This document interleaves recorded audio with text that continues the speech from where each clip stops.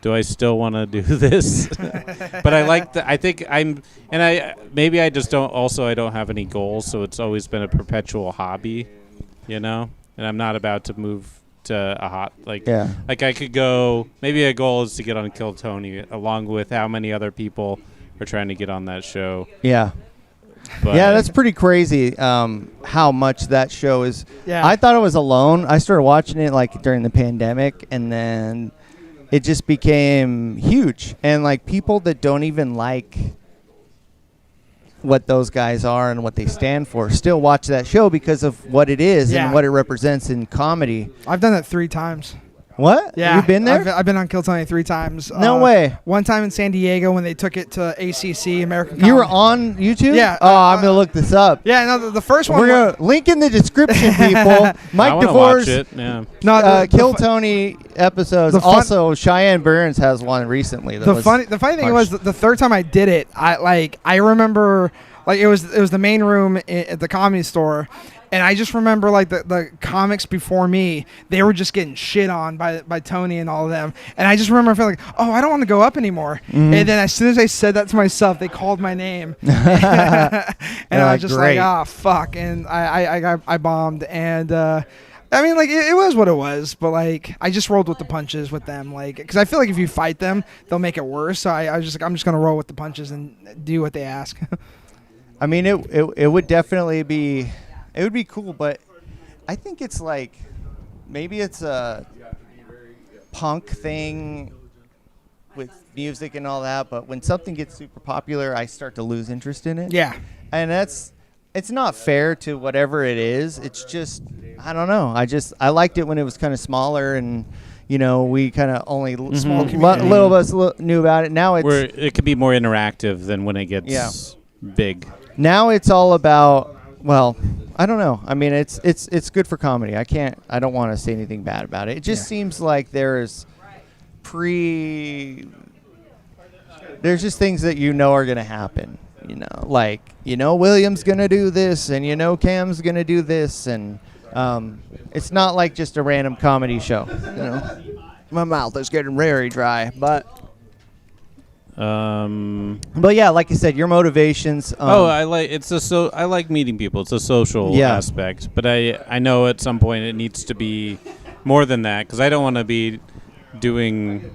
Well, I don't think we'll ever stop doing open mics, but am I gonna be?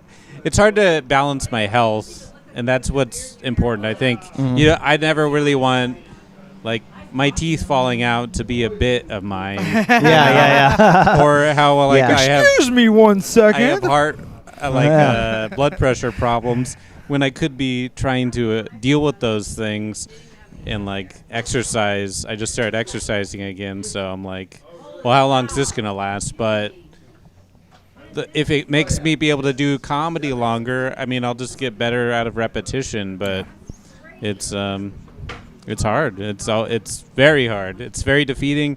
I share all my stuff on YouTube because I have an audience. Yeah. They can't come out to see me, even though my YouTube presence is a fraction of what seeing me tonight will be. I'm told. Yeah. It's gonna be just a packed house.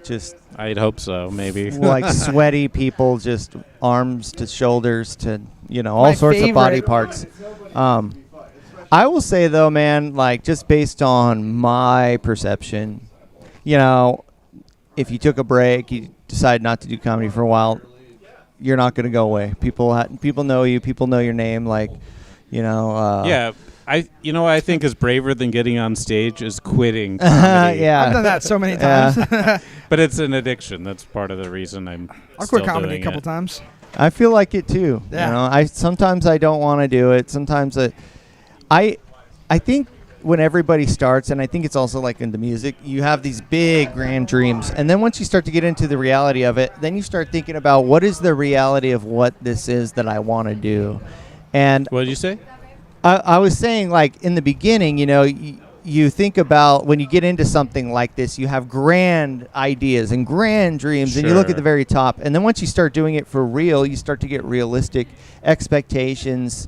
And then you start to figure out, this is how I'm going to make my way and do what I want to do. And the cool thing about this in this scene here is that we actually do have access to people. You know, we have people that influence us, people that inspire us, people that can give us advice and help us be better, you know, in this craft as well. I never had that in music, you know, like I could never, meet the singer of the Mars Volta or something like that, but there's a lot of recording studios in Seattle, though, but it's like expensive, and you have to know people. Where in comedy, you're saying there's a more open resource. Yeah. I have talked directly to people that, you know, look at. It's like not famous people, but people that are just well known, successful, and they don't treat you as a fan. They treat you as almost like an equal. Like, hey, you're just starting out. Let me tell you, like. Yeah. Like, it's just like a comedian just totally treats you differently when they find out you're a comedian, no matter what level they are.